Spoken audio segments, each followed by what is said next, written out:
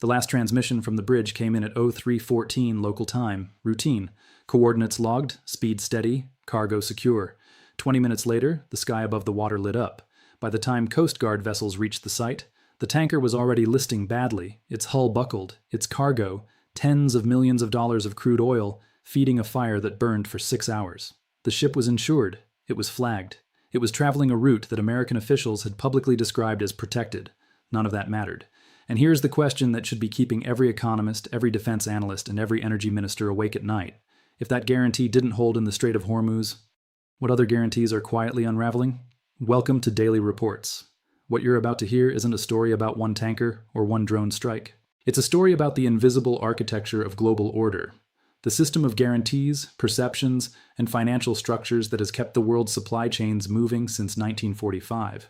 And right now, that architecture is under more pressure than it has been in decades. To understand why a narrow strip of water between Iran and Oman has the attention of every government on Earth, you need to understand what actually moves through it. The Strait of Hormuz, at its tightest point, is barely 33 kilometers wide. That's narrower than the English Channel at Dover, yet through that corridor flows roughly 20% of the world's entire oil supply every single day. Approximately 17 million barrels of crude, oil that heats homes in the north of England, oil that fuels factories across the American Midwest, oil that powers the freight networks that move the goods sitting on shelves in supermarkets from Toronto to Tokyo. This is not a regional waterway with regional consequences. This is a global economic artery, and a disruption here doesn't stay in the Middle East. It travels through commodity markets, through shipping rates, through energy bills, until it arrives at the kitchen tables of people who have never heard of the Strait of Hormuz and have no interest in geopolitics. They just notice their heating costs went up. For decades, the United States Navy positioned itself as the guarantor of that corridor. The logic was straightforward. American naval dominance kept the shipping lanes open. American security assurances gave carriers and insurers the confidence to move oil without extraordinary risk premiums. Remove that American presence, and the entire global energy supply chain becomes unpredictable. That was the theory, and for a long time it held. The reality in 2025 looks considerably more complicated. When the reports started coming in about commercial vessels being struck in the strait, the first instinct of Western media was to treat it as a regional flare-up. One paragraph, a few quotes from unnamed officials, and then move on. But the shipping industry didn't move on. Within 48 hours of the tanker strike, insurance companies across London and Europe began reassessing risk premiums for Gulf routes, not reviewing them. Reassessing them sharply and immediately. This matters more than it might appear. Insurance is not just a financial product. In global shipping, it is the invisible scaffolding that makes commerce possible. When Lloyd's of London adjusts its risk models for a specific waterway, every company moving cargo through that waterway feels it in their operating costs. They raise freight rates. Those higher freight rates raise the cost of importing oil. Higher oil import costs push up energy prices. Higher energy prices accelerate inflation.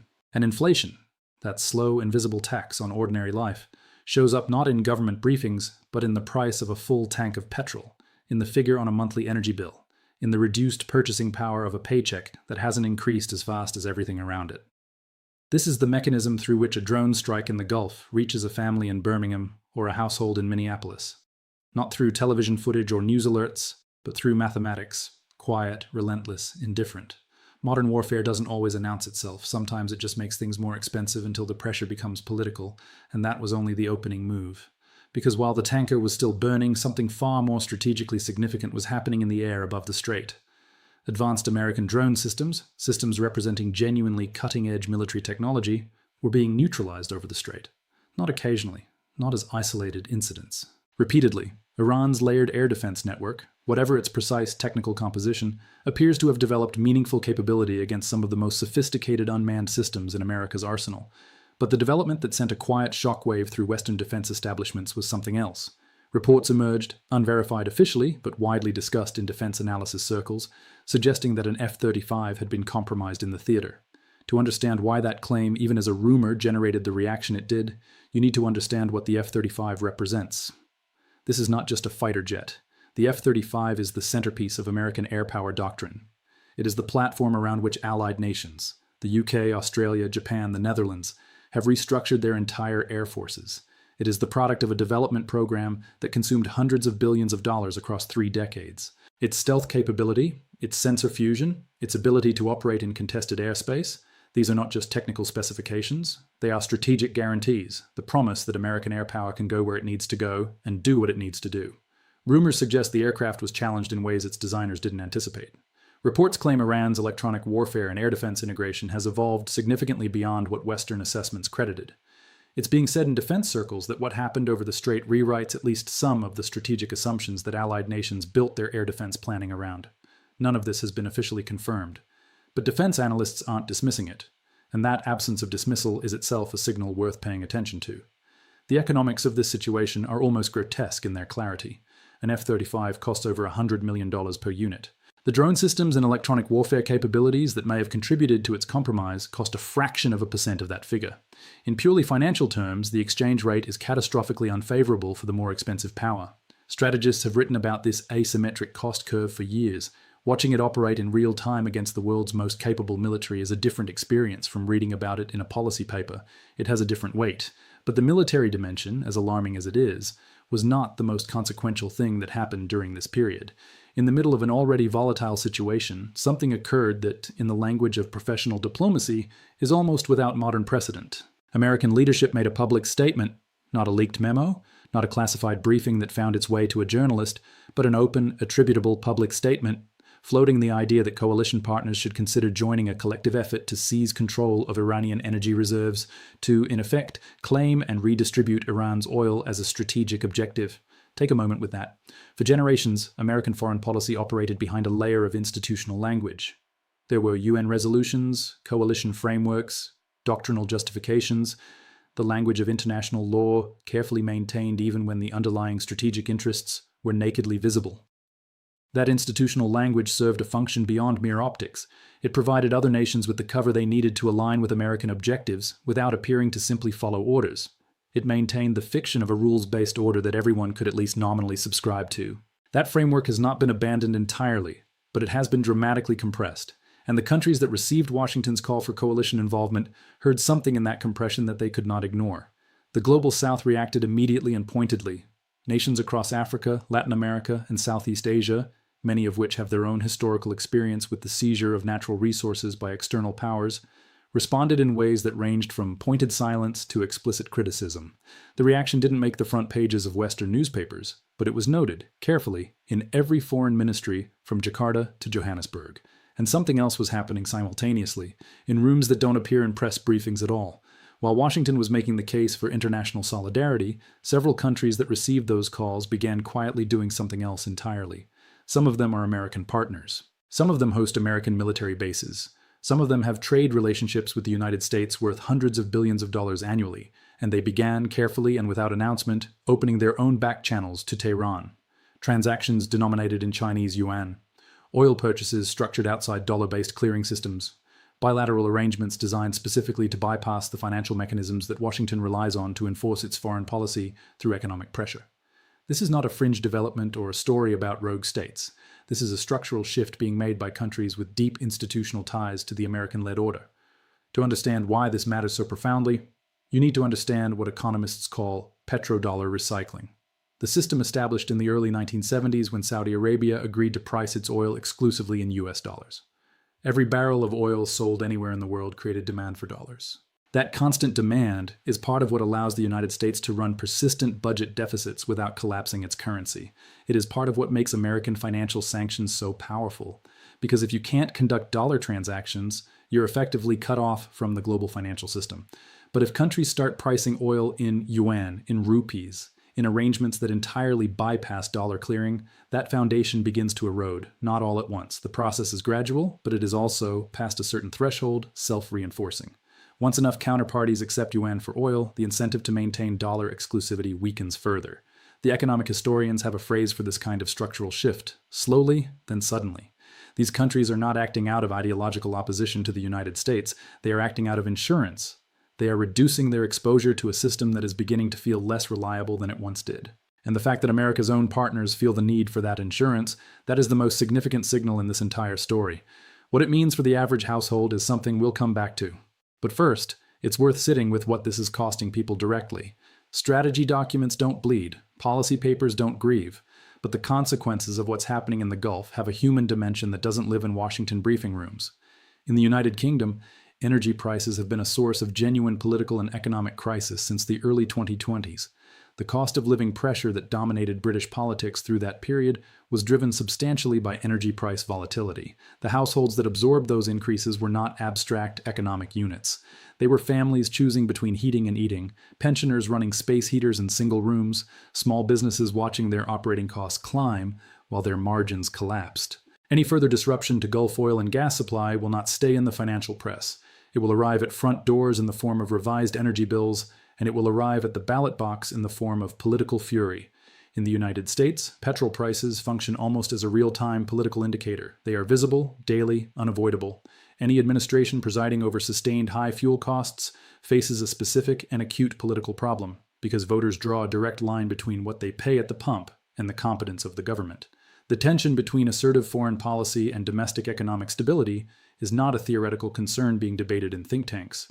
It is an active, ongoing constraint on what any American president can actually do.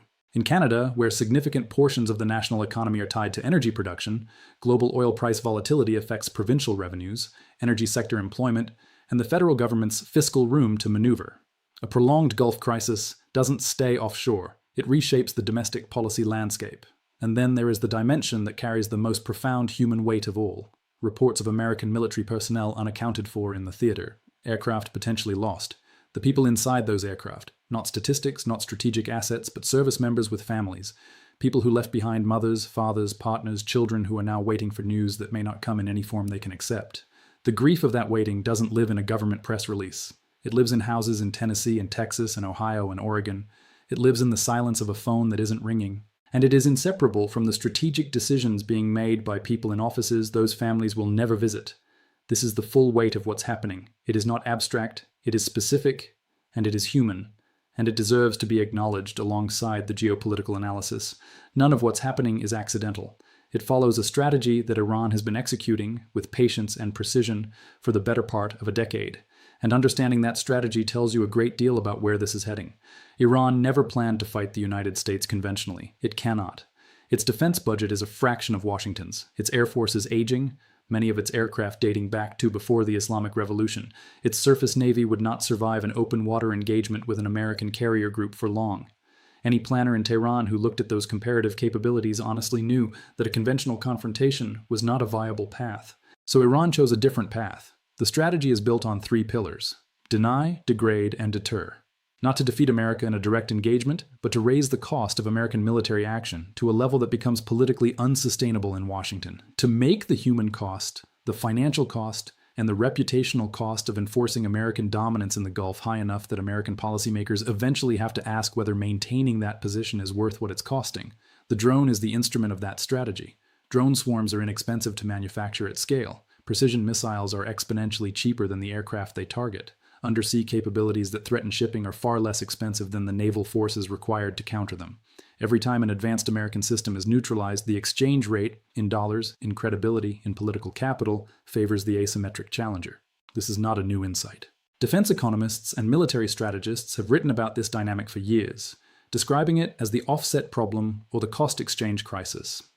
The more capable your technology, the more expensive your losses. But reading about a theoretical challenge to American technological dominance is one thing.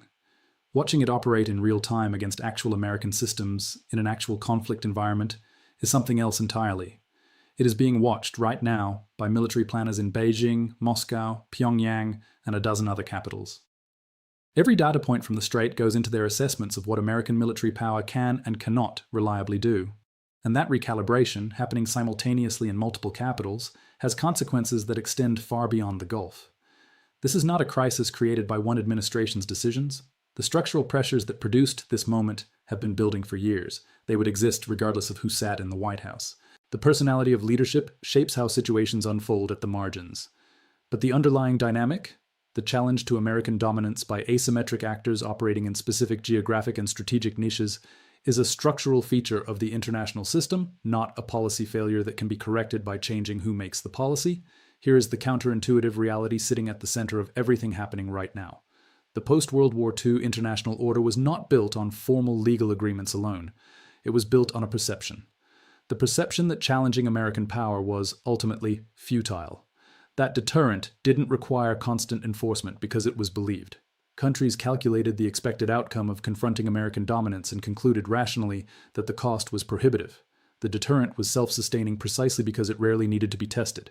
It is being tested now. And the results are being observed, and carefully in detail, by every government on Earth. This does not mean America is losing in any simple sense. The United States remains, by most conventional measures, the world's most formidable military force.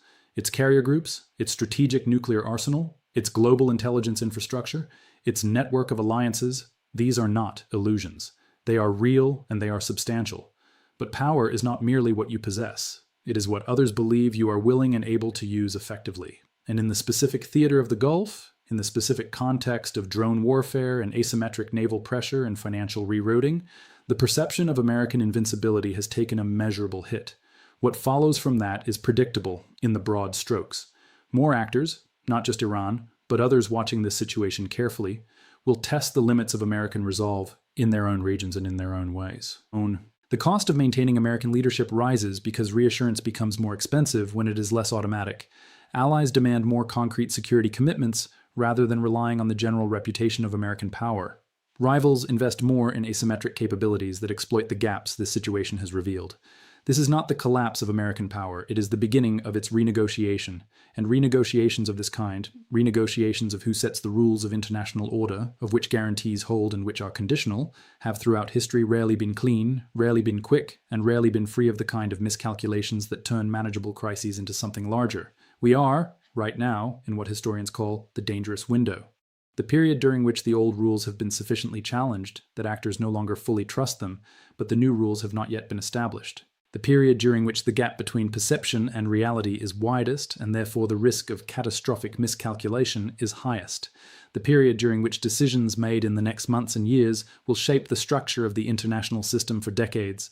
The Strait of Hormuz is not just a shipping lane, it is a referendum being conducted in real time without a ballot, without a formal process, on the question of who holds the credibility to organize global order. Every tanker that transits it safely is a vote of confidence in the existing system. Every tanker struck, every rerouted cargo, every yuan-denominated oil deal, every allied nation quietly building insurance against American unreliability, these are votes of a different kind. Iran has made a calculated bet that the credibility of American power in the Gulf is more fragile than Washington's statements suggest. So far, the evidence on the ground has not proven that bet wrong. What happens next depends on decisions that haven't been made yet, by Washington, by Tehran, by the countries caught between them, and by the markets that will price all of it in real time. History tells us these transitions are dangerous, not because any single actor intends catastrophe, but because in the space between the old order and the new one, everyone is navigating without reliable maps. The rules that once constrained behavior are weakening.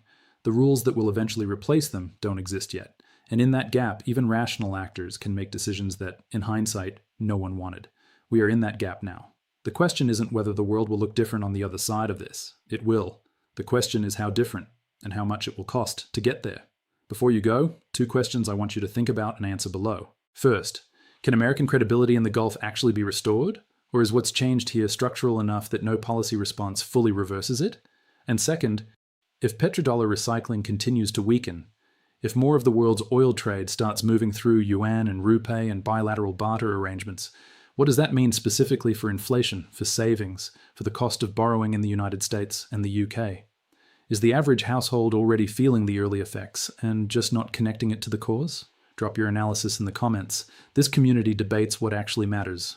If this gave you something to think about, like subscribe and hit the bell so you don't miss what we cover next. Take care of yourselves, and thank you for watching.